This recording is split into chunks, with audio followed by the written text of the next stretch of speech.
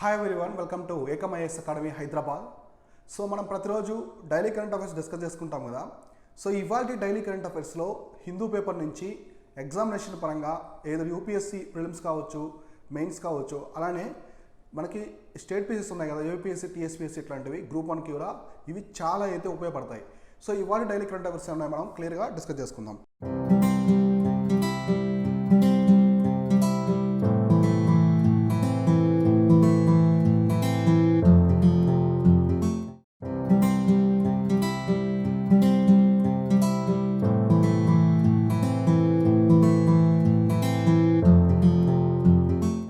So first చూస్తే ఇవాళ వచ్చేసి 29th ఆగస్టు సంబంధించి ఏమన్నా చూద్దాం. First to Boost self Reliance, Rajnath release చేస్తుంది థర్డ్ ఇండిజినస్ లిస్ట్. సో మనకి ఇక్కడ ఎప్పుడైనా ఒక కంట్రీ, ఒక దేశం అనేది డిఫెన్స్ పరంగా కానీ మ్యానుఫ్యాక్చరింగ్ పరంగా కానీ ఏదైనా సరే ఇండిజినస్గా తయారు చేసుకున్నారంటే, డొమెస్టిక్ పరంగా గూడ్స్ అనేది తయారు చేసుకునే టెక్నాలజీ ఉంటే, అంటే వాళ్ళకి కావాల్సిన రిక్వైర్మెంట్స్, సో కంట్రీ అనేది ఒక విజయ పదంలో వెళ్తుంది, అంటే అభివృద్ధి దిశలో వెళ్తుంది అనమాట. ఎప్పుడైతే వేరే కంట్రీ మీద డిపెండ్ అవుతుందో, ఎక్కువ ఇంపోర్ట్స్ మీద డిపెండ్ అవుతుందో, ఆ కంట్రీ అనేది చాలా సమస్యలను ఎదుర్కొంటుంది, సవాళ్ళు ఉంటాయి వాటికి ఫ్యూచర్లో, ఛాలెంజెస్. సో ఇప్పుడు ఇక్కడ చూస్తే ఏం చెప్పారంటే, మనము సెల్ఫ్ రిలయన్స్ ఉండాలి అంటే ప్రతి ఇండిజినస్లో అవి మనకి డిఫెన్స్ పరంగా మనకి ఫైటర్ జెట్స్ అయితేనేమో కానీ, నెక్స్ట్ వెజల్స్ అయితే కానీ, ఎయిర్క్రాఫ్ట్ క్యారియర్ అన్నీ కూడా మనము ఓన్గానే మనమే మన స్వదేశీ పరిజ్ఞానంతోనే మనం డెవలప్ చేసుకోవాలని చెప్పేసి చెప్పారనమాట. ఇక్కడ చూద్దాం. So in line with the effort to promote self-reliance in the defense manufacturing and the minimizing the imports by the defense public sector undertakings, so Defense Minister Rajnath Singh Sunday approved the third positive indigenous list of the 780 strategically important replacements under units. So subsystems and components with the timeline beyond the which they only procured from the domestic industry. So ఇక్కడ చూడండి ఏం చెప్పారు అంటే, ఇప్పుడు మనకి defence public sector industries ఉంటాయి. So అంటే defence public sector undertakings ఇవి మనకి డొమెస్టిక్గా తయారు చేస్తూ ఉంటాయి. అంటే డిఫెన్స్ సెక్టార్కి సంబంధించిన అన్ని ఎక్విప్మెంట్స్ కూడా ఇవి తయారు చేస్తూ ఉంటాయి. సో మనకి బిహెచ్ఎల్ కావచ్చు, బిఈఎల్, సో ఇట్లాంటి మనకి కొన్ని ఉన్నాయి కదా. డిఆర్డిఓ, ఎస్పెషల్లీ మనకి ఏముంది, డిఆర్డిఓ ఉంది, డిఫెన్స్కి సంబంధించిన. సో డిఆర్డిఓ ఉంది. సో రీసెంట్గా మనకి కామత్ గారు వచ్చేసి అక్కడ డిఆర్డిఓ డైరెక్టర్గా ఎన్నికయ్యారు, వి కామత్. సో ఇక్కడ ఇంకా చూస్తే వీళ్ళు ఏం చెప్పారంటే, ఇండిజినస్గా మొత్తం వచ్చేసి ఒక లిస్ట్ అయితే ఉంది, మొత్తం 780 స్ట్రాటజికల్గా ఉన్నటువంటి, అంటే వాళ్ళు తయారు చేయాలనుకున్న లిస్ట్ అనేది 780. సో ఇవన్నీ కూడా త్వరలోనే తయారు చేస్తారు ఇండిజినస్గా. రీసెంట్గా చూస్తే మనము ఐఎన్ఎస్ విక్రాంత్ కావచ్చు, ఇది మనకి ఇండిజినస్గా first aircraft carrier. So INS Vikrant, so INS Vikrant కావచ్చు. సో తర్వాత ఇంకా చూస్తే ఏమున్నాయి, విక్రాంత్ తర్వాత మనకి తేజాస్, ఇండియాకి సంబంధించిన తేజాస్ ఒకటి, అంటే లైట్ కాంబూట్ హెలికాప్టర్ అనమాట, చాలా లైట్ వెయిట్ ఉండే కాంబూట్ హెలికాప్టర్స్, అర్జున్ ట్యాంక్స్, ఇట్లాంటివి కొన్ని తయారు చేస్తున్నారు ఈ మధ్య. కాబట్టి ఇట్లా మనము ఎక్కువ సెల్ఫ్ రిలయన్స్గా మన ఇండిజినస్ స్వదేశీ పరిజ్ఞానం తయారు చేసుకోవాలని చెప్పేసి మన డిఫెన్స్ మినిస్టర్ చెప్పారు.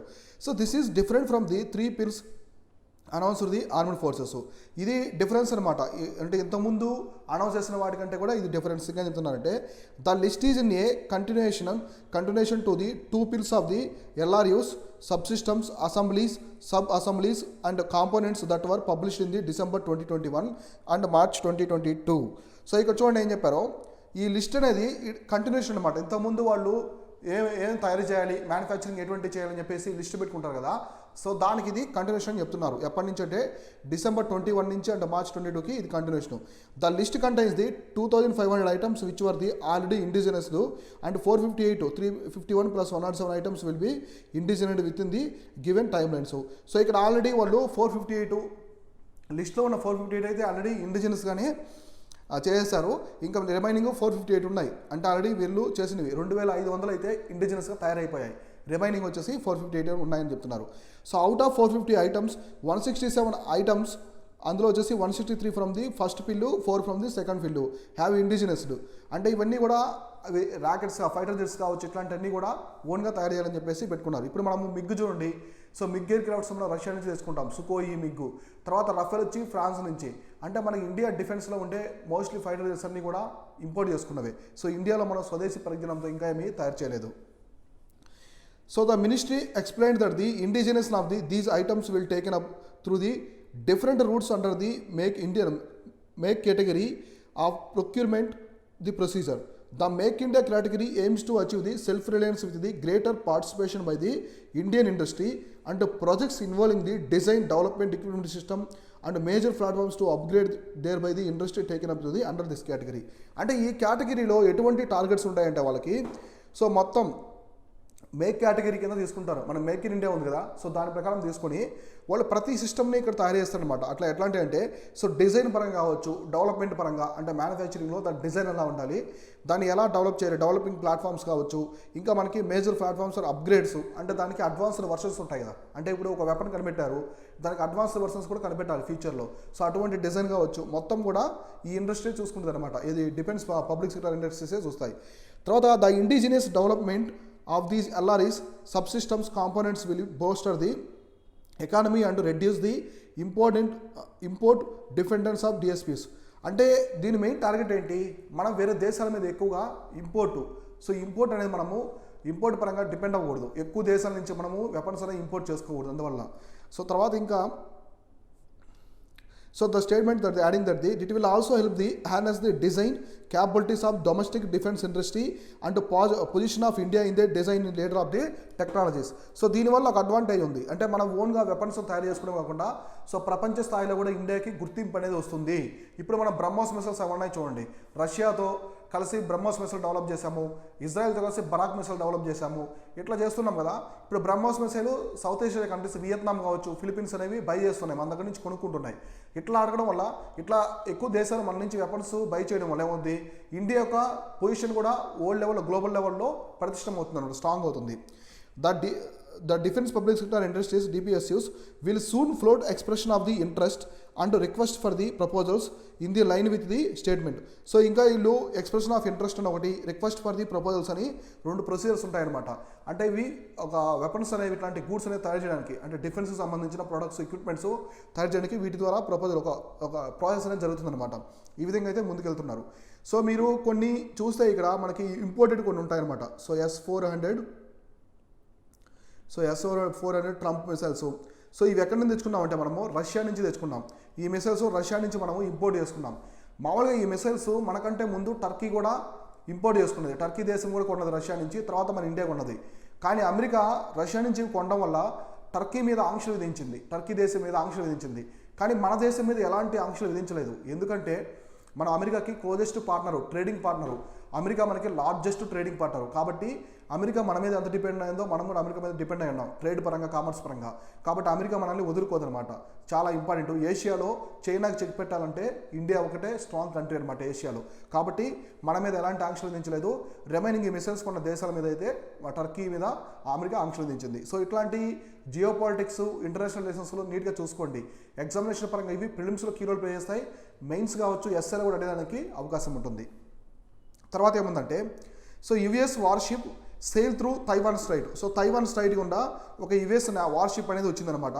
సో గుర్తుపెట్టుకోండి, తైవాన్ స్ట్రైట్ వచ్చేసి ఫార్మోసా స్ట్రైట్ అని కూడా అంటారు. నేను ఆల్రెడీ నెంబర్ ఆఫ్ టైమ్స్ అయితే మీకు చెప్పాను. ఫార్మోసా స్ట్రైట్ అని కూడా పిలుస్తారు దేన్ని, తైవాన్ స్ట్రైట్ని ఫార్మోసా స్ట్రైట్ అంటారు. ఎగ్జాక్ట్గా చైనాకి తైవాన్ ఒక ఐలాండ్ కదా, కింద చైనా కింద ఎగ్జాక్ట్గా ఇది చైనా అనుకుంటే, సో ఇక్కడ తైవాన్ ఉంటుంది అనమాట. సో ఎగ్జాక్ట్గా ఇది వచ్చేసి తైవాన్ స్ట్రైట్ లేదా ఫార్మోసా స్ట్రైట్ అని అంటారు. సో ఇప్పుడు మనం చూద్దాం అసలు ఇన్ఫర్మేషన్ ఏంటని. The US Navy warship sailed through the international waters in the Taiwan Straits on Sunday, the first such operation since the visit to Taipei, Taiwan by US House Speaker Nancy Pelosi engaged in China regards the island territory. So మామూలుగా US house speaker Nancy Pelosi Taiwan visit చేసిన తర్వాత ఒక యుద్ధ వాతావరణాన్ని create చేశారు China వాళ్ళు Taiwan చుట్టూ. ఆమె తైవాన్లో ఉన్నప్పుడే మొత్తం గగనతలంలో ఫైటర్ జెట్స్ కావచ్చు, చుట్టూ వార్షిప్స్, మిలిటరీ డ్రిల్స్ అని చేసి ఒక భయభ్రాంతులకు గురి చేశారు అనమాట తైవాన్ని. అట్లా డ్రిల్స్ చేసిన తర్వాత దానికి రిటాలియేషన్గా అమెరికా వచ్చేసి ఇప్పుడు వార్షిప్ అయితే తైవాన్ దగ్గరకు వచ్చింది. The US navy said so cruisers USS Chancellorsville. So అలానే మనకు వచ్చేసి ఇంకోటి వచ్చేసి ఉంది యుఎస్ఎస్ యాంటీటమ్. ఈ రెండు వచ్చేసి షిప్స్ అనమాట, US navy ships. So carrying out the on going operation. Such operations usually take to 8 to 12 hours complete the and closely monitored by the Chinese military. So మామూలుగా ఈ రెండు షిప్స్ క్రూయిజర్స్ వచ్చేసి అమెరికాకి సంబంధించినవి ఇక్కడ వచ్చేసి మానిటరింగ్ చేస్తున్నాయి. ఈ మానిటరింగ్ అనేది 8 to 12 అవర్స్ వరకు ఉంటుంది. దీని మీద చైనా అయితే ఒక నిఘా వేసి ఉంచుంది. ఏం చేస్తున్నారు వాళ్ళు, ఎటువంటి ఆపరేషన్ చేస్తున్నారని నిఘా వేస్తుంది. So in recent years US warships on the occasion those from the allied nations such as the Britain, Canada have routinely sailed through the strait, drawing through the ire of China and which slams Taiwan against the objections of its democratically elected government. So మామూలుగా US ఏం చేస్తుందంటే అప్పుడప్పుడు కామన్గా కొన్ని general drills చేస్తూ ఉంటుంది. Military drills అనేది వాటి డెవలప్ కంట్రీస్ ఏమున్నాయి మనకి, నెక్స్ట్ బ్రిటన్తో కావచ్చు, అలానే కెనడాతో చేస్తూ ఉంటాయి అన్నమాట. ఇవి ఈ డ్రిల్స్ అనేవి కామన్గా ఉంటాయి కాబట్టి ఇవి కూడా ఒక కామన్ డ్రిల్ అని చెప్తుంది అనమాట. ఇక్కడ ఇవి ఇట్లా చేయడం వల్ల ఏమవుతుంది, ఈ చైనా ఈ విధంగా భావిస్తున్నట్టు దీన్ని తైవాన్కి వాళ్ళు స్వాతంత్రం ఇవ్వాలని ట్రై చేస్తున్నారు. తైవాన్ సపరేట్ డెమోక్రటిక్ కంట్రీగా చేయాలి, చైనా నుంచి డివైడ్ చేయాలనే ఉద్దేశంతోనే ఇట్లా చేస్తున్నారు చైనీస్ గవర్నమెంట్ అయితే చెప్తుంది. Mister Pelosi Taiwan trip is early August infuriated the China which saw it a US attempt to interfere in the internal affairs. China subsequently launched the military drills near the island which have since continued. So ఇక్కడేమో China ఏం చెప్తుంది, objection చేస్తుందంటే మా internal అఫైర్స్లో America అనేది disturb చేస్తుంది, America అనేది involve అవుతుంది, దూరుతుంది, దాన్ని కొంచెం కంట్రోల్ చేయాలని చెప్పేసి చైనా కూడా చెప్తుందన్నమాట. The US ships translated through the corridor in a straits that is beyond territorial sea of the any coastal state. అంటే ఇది టెరిటోరియల్ వాటర్స్ ఉంటాయి, మీకు ఆల్రెడీ చెప్పాను కదా, ఒక బేస్ లైన్ దగ్గర నుంచి 200 నాటికల్ మైల్స్ అనేది టెరిటోరియల్ వాటర్స్ ఉంటాయన్నమాట. అంటే ఐలాండ్స్కి అయితే కొంచెం దగ్గరగా ఉంటాయి. ఈ టెరిటోరియల్ వాటర్స్లో రావడం అనేది చైనా సావనిటీని ఉల్లంఘించడం అని వాళ్ళైతే అబ్జెక్ట్ చేస్తున్నారు. సో ఇంకా the operation demonstrate the United states commitment to the free and open Indo Pacific and US military flies sales and operates the anywhere in the international law allows. So ఇక్కడ వీళ్ళు ఏం చెప్తున్నారంటే America వాళ్ళు, మేము Indo Pacific రీజియన్లో మాకు కొన్ని దేశాలు ఉన్నాయి. ఫర్ ఎగ్జాంపుల్ క్వాడ్ కంట్రీస్ ఉన్నాయి. క్వాడ్ కంట్రీస్ ఏమేమి ఉన్నాయి, అమెరికా ఒకటి, యుఎస్, ఇండియా, జపాను, ఆస్ట్రేలియా, ఇవి క్వాడ్ కంట్రీస్. అంటే ఇండో పసిఫిక్ రీజియన్లో ఈ దేశాలు ఉన్నాయి కదా, వాటితో మేము డ్రిల్స్ చేస్తూ ఉంటాము. సో ఇట్లా మేము ఇండో పసిఫిక్ రీజియన్లో మాకు రైట్స్ ఉన్నాయి కాబట్టి మేము మా కంట్రీస్తో అన్ని కంట్రీస్తో ఇట్లాంటి కామన్ డ్రిల్స్ అనేది చేస్తూ ఉంటాం కాబట్టి ఇది పెద్ద ప్రాబ్లం ఏం కాదని అమెరికా కూడా చెప్పిందనమాట. So Taiwan's defense ministry said that the ships were sailing in southerly direction and it forces to observing but the situation in the was normal. So ships southern direction వెళ్ళినప్పటికీ కూడా ఇది normal situation అని వాళ్ళైతే చెప్తున్నారు Taiwan వాళ్ళు. So Taiwan ఎలాంటి ఇది Taiwan మీద ఎలాంటి ఆకుపై చైనా మీద యుద్ధం లాంటి వాతావరణం అయితే కాదని తైవాన్ డిఫెన్స్ మినిస్ట్రీ చెప్పింది. So the narrow Taiwan strait has been frequent source for military tension since the defeat at the Republic of China. Government fled to Taiwan 1949 after a losing civil war with the communists. So who established the People's of Republic of China. So ఇక్కడ ఏం జరిగిందంటే 1949లో military tension since the defeated of Republic of China government fled to Taiwan in 1949. So అప్పుడు 1949లో ఒక యుద్ధ వాతావరణం జరిగి చైనీస్ పబ్లిక్ లిబరేషన్ ఆర్మీ అనేది తైవాన్ మీద అటాక్ చేయడం కానీ తైవాన్ మొత్తం ఆక్రమించడం ఈ విధంగా అయితే జరిగిందనమాట. సో అట్లాంటి సిచ్యువేషన్ మళ్ళీ వస్తుందని చెప్పేసి వీళ్ళైతే భావిస్తున్నారు. So Pelosi visit to Taiwan was followed around the week later by group of 5 other సివియస్ law makers with the Chinese military responding by the carrying out the more exercise. అంటే Nancy Pelosi ఉన్నారు కదా, అంటే US house speaker, ఆమెతో పాటు కొంతమంది లా makers కూడా వచ్చారు. ఆ టైంలో లా మేకర్స్ కూడా రావడం అనేది చర్చించాంశమైంది. సో సెనేటర్ వీళ్ళందరూ కూడా వాళ్ళు పర్సన్స్ అనమాట, ఎవరెవరు వచ్చారనేది అప్పుడు చెప్పేది అవసరం లేదు. ఇంకా the administration of US president Joe Biden has sought to keep tension between the Washington and Beijing from the boiling over in to conflict reiterating that the congressional trip to routine. So ఇవంతా routine ట్రిప్సే. China ఇక్కడ ఎలాంటి అభ్యంతరాలు పెట్టాల్సిన అవసరం లేదు, ఎందుకంటే మేము తైవాన్కి అనేది మామూలు కామన్ విజిట్ అది. నెక్స్ట్ తైవాన్ స్ట్రైట్ నుంచి వార్ షిప్స్ ఉన్నాయి కదా, ఇవి వెళ్ళడం కూడా కామన్ రొటీన్ చర్య అని చెప్తున్నారు ఎవరో ప్రెసిడెంట్ బైడెన్ నుంచి. So United States has no formal diplomatic relations with the Taiwan but is bounded the law to by the island with the means to defend. సో ఇంతకుముందు ఎప్పుడు తైవాన్తో అమెరికాకి సపరేటు రిలేషన్షిప్స్ అనేవి లేవు కదా. సో ఇప్పుడు అంటే ఇంతకుముందు ఎప్పుడు కూడా అమెరికా తైవాన్లోకి రాలేదు, ఇప్పుడు సపరేట్గా రావాల్సిన అవసరం ఏముంది.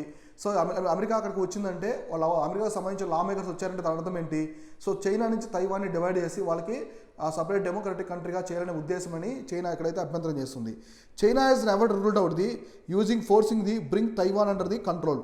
సో చైనా చైనా ఎప్పుడు కూడా తైవాన్ని కంట్రోల్లో పెట్టుకోవాలని ఇక్కడ చెప్పలేదని చెప్పేసి చైనీస్ గవర్నమెంట్ చెప్తుంది.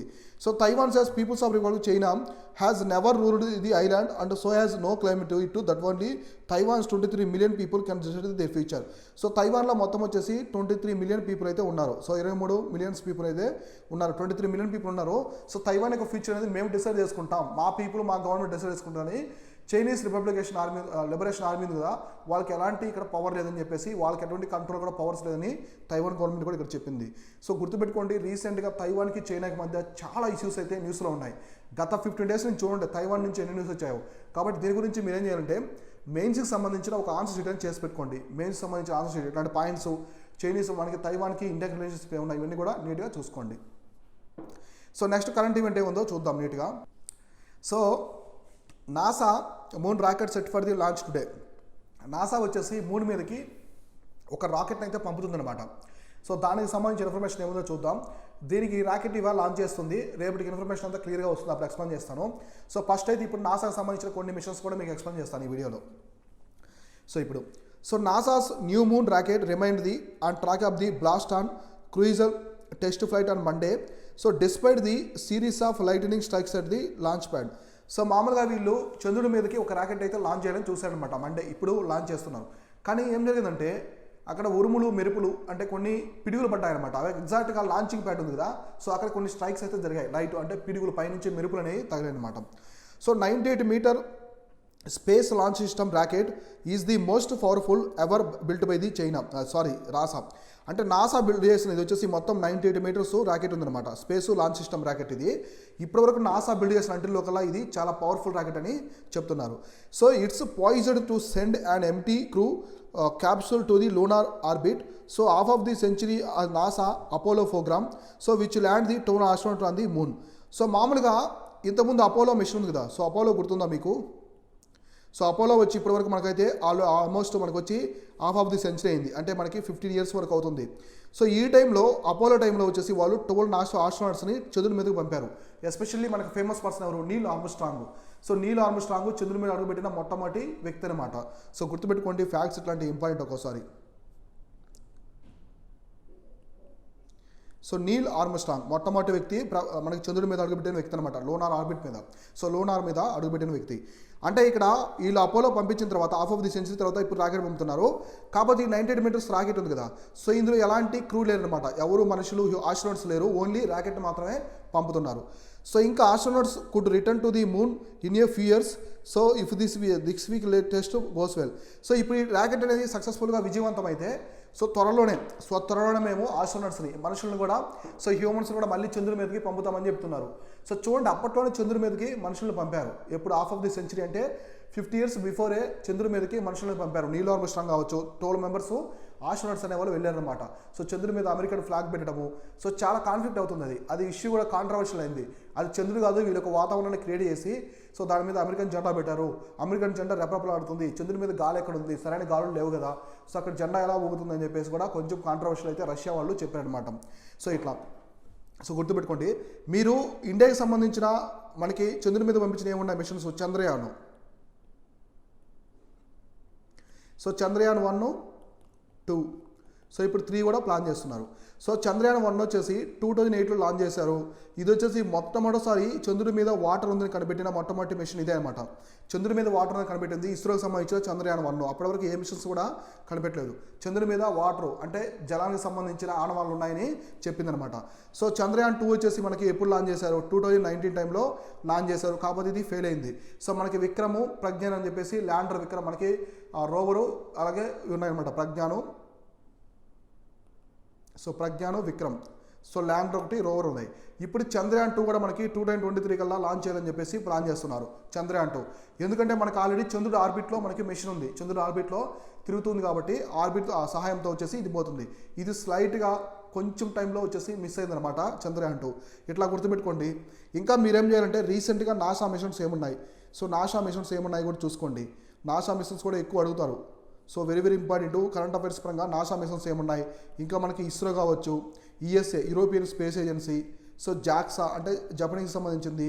సో ఇంకా ఏమున్నాయి మనకి చైనాకి సంబంధించిన చైనాస్ స్పేస్ స్టేషన్ ఉంది, స్పేస్ స్టేషన్ కాబట్టి చైనాది. సో ఇట్లాంటివన్నీ కూడా చూసుకోండి. ఇట్లా రీసెంట్ కరెంట్ అఫైర్స్లో వస్తాయి కదా, ఇవన్నీ చూస్తే ఏంటంటే మీకు క్లారిటీగా ఉంటుంది. స్పేస్ పరంగా important, current events science and technology పరంగా very very important concept. First వచ్చేసి ఏంటంటే స్పేస్, తర్వాత డిఫెన్స్, ఇట్లా చదువుకోవాలి. కాబట్టి ఇవన్నీ కూడా చూసుకోండి. సో నెక్స్ట్ చూడండి, ఇది కూడా తైవాన్కి సంబంధించింది. కాకపోతే దీని మీద ఏం చెప్పిందంటే ఇండియన్ ఒపీనియన్ చెప్పింది. తైవాన్ మీద ఇండియన్ ఒపీనియన్ ఏ విధంగా చెప్పిందో చూద్దాం. India refers to Taiwan strait militarisation to achieve to activities were conducted in the wake of so visit by US house speaker Nancy Pelosi. అంటే ఇవన్నీ కూడా తైవాన్ ఇష్యూ మొత్తం బయటకు ఎప్పుడు వచ్చిందంటే US house speaker Nancy Pelosi గారు ఎప్పుడైతే Taiwan visit చేశారో ఆ తర్వాత చైనా వచ్చి తైవాన్ చుట్టూ మిలిటరీ డ్రిల్స్ చేయడము, ఇదంతా పెద్ద కాంట్రవర్షియల్ అయ్యి అన్ని దేశాలు కూడా తన ఒపీనియన్ అనేది చెప్పాయన్నమాట తైవాన్ మీద. So earlier this month the ministry of external affairs did not refer to the militarization of the strait, so only saying that India was concerned about the recent developments and so urged exercise restraint, avoidance of the unilateral actions to change status quo, so de-escalation tensions, efforts to maintain peace and stability in the region. So ఈ situations గురించి America చెప్తుంటే so Taiwan చుట్టూ militarisation చేయొద్దు, అటువంటి చేయొద్దు, పీస్ఫుల్గా ఉండండి, శాంతి భద్రతలు కాపాడాలి, తైవాన్ పీపుల్ యొక్క శాంతి భద్రతలు కాపాడాలి, చైనా కూడా ఆ విధంగా మలుచుకోవాలి, ఎందుకంటే చైనా కూడా అమలు పరచుకోవాలి తన యొక్క రూల్స్ రెగ్యులేషన్స్ అన్నీ కూడా తైవాన్ మీద ఎలాంటి దుర్ఘటనలు జరగకుండా, సో కాన్ఫ్లిక్ట్స్ లేకుండా శాంతియుతంగా తైవాన్లో ఉంచాలని చెప్పేసి ఒక భావన అయితే ఇండియా చెప్పింది. ఇంకా when asked on the August 12th briefing that if India would as a being has requested reiterate on its commitment to the one China policy, and MEA said that the India relevant policies are well known, the consent do not require any retaliation. So one China policy ఉంది కదా, so one China పాలసీకి India అనేది 1949లోనే accept చేసింది. అంటే Tibet Taiwan వచ్చేసి part of the China and under the government of China అని India అయితే 1949లోనే యాక్సెప్ట్ చేసింది అనమాట. సో ఇంకా the last reference to Taiwan came amid a spat with China over a visit this month for a Chinese military tracking vessel.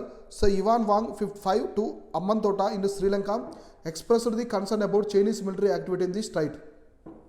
So ఇక్కడ శ్రీలంక వచ్చేసి చైనాకి సంబంధించిన ఇక్కడ చూడండి చైనాకి సంబంధించింది. సో శ్రీలంకకి సంబంధించిన 1 సెకండ్. సో మనకి చైనాకి సంబంధించిన ఒకటి శ్రీలంక వచ్చిందనమాట. శ్రీలంక అయితే వచ్చింది ఏంటిది, ఒక షిప్ అయితే కంప్లీట్గా అక్కడికి వచ్చింది. వచ్చి ఏం చేసిందంటే కంప్లీట్గా నిఘా వేసింది. అది 100 కిలోమీటర్స్ వరకు నిఘా వేస్తుంది. అంటే దాని మీద ఆ విధంగా రాడార్స్ అన్నీ ఉంటాయి. ఇప్పుడు అమ్మన్తోట శ్రీలంకకు సంబంధించిన అమ్మన్తోట పోర్ట్లో అది లంగరేసింది, అంటే అక్కడ స్టే చేసింది అనమాట. దాని ద్వారా ఇండియాలో మనకి న్యూఢిల్లీలో సంబంధించిన ఇన్ఫర్మేషన్ అంతా వాళ్ళు గ్యాదర్ చేసుకోవచ్చు అనమాట. అంటే మనకి తమిళనాడు సౌత్ ఇండియాకి సంబంధించిన ఇన్ఫర్మేషన్ అంతా లాగేస్తారు, అంటే నిఘా వేస్తుంది అనమాట. దాని మీద అంత నిఘా షిప్ అది. కాబట్టి ఇండియా కూడా అభ్యంతరం చెప్పింది ఆ షిప్ని ఎందుకు అక్కడ అలో చేయించారని. యుఎస్ఏ అమెరికా కానీ ఇండియా కానీ అభ్యంతరం చెప్పింది. తర్వాత responding to sharply to remarks made by the Chinese ambassador in the Sri Lanka, so referring to the aggregation faced by Sri Lanka from its northern neighbor. So northern neighbor, the Indian High Commission termed its commitments to violation of the basic diplomatic sovereignty in the larger national attitude. So ఇక్కడ ఏం చెప్పిందంటే శ్రీలంకకు సంబంధించి వాళ్ళు ఏం చెప్పారంటే మా northern neighbour, ఇప్పుడు Sri Lanka north side ఉంది కాబట్టి శ్రీలంకకి ఇది మా నార్థర్న్ నేబర్, కామన్గా జనరల్గా వచ్చారు, సో ఇట్లా నిఘా పెట్టాల్సిన అవసరం ఏమీ లేదని చెప్పి శ్రీలంక అయితే చెప్పింది. కానీ ఇండియా అయితే తీవ్రంగా అయితే మండిపడింది అనమాట. సో ఇప్పుడు చైనా నిఘా షిప్లని శ్రీలంకలో అలో చేయడం వల్ల మాకు థ్రెట్ ఉందని చెప్పేసి ఇండియా అయితే చెప్పింది. The high commission said that the statement was in response to the queries on concerning the article by Chinese ambassador Sri Lanka. So inter alia drew connection between the militarization of the Taiwan Strait and the visit to Taiwan in the Hambantota. So ఇక్కడ రెండు విషయాలు అయితే ఇండియాని చాలా సాధింగ్లో పడేసాయి, అంటే సందిగ్ధంలో పడేసాయి confusion స్టేట్లో. అవి ఒకటి వచ్చేసి తైవాన్ చుట్టూ మిలిటరైజేషన్ చేయడం, అంటే Nancy Pelosi US house speaker తైవాన్లోకి వెళ్ళిన తర్వాత తైవాన్ చుట్టూ యుద్ధ వాతావరణం క్రియేట్ చేయడం ఒకటి. ఇంకోటి శ్రీలంకలోని అమ్మన్తోటలో వచ్చేసి ఈ నిఘా షిప్ అనేది స్టే చేయడం. సో G7 కంట్రీస్ ఏం చెప్తున్నాయి చూద్దాం.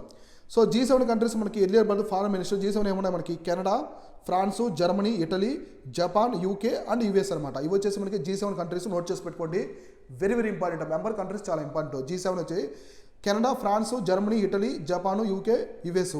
Experts concerns about the Chinese military activity in the strait, referring to threatening actions by China and saying no justification to use a visit to prestigious aggressive military activity in the Taiwan. So ఈ Taiwan అనేది ఇలా యుద్ధ వాతావరణం create చేయడం అనేది Taiwan చుట్టూ చాలా చాలా తప్పు. ఇది ఒక ఎస్కలేషన్ చేయడము, టెన్షన్స్ క్రియేట్ చేయడం అని చెప్పేసి G7 కంట్రీస్ కూడా అభ్యంతరం అయితే చెప్పాయన్నమాట. So in the recent article the Chinese envoy to Sri Lanka reject in the charge. So మామూలుగా శ్రీలంక ఎన్వై ఉంటారు కదా చైనీస్ నుంచి, వాళ్ళైతే ఈ చెప్పిన ప్రపోజల్స్ అన్ని కూడా రిజెక్ట్ చేశారు.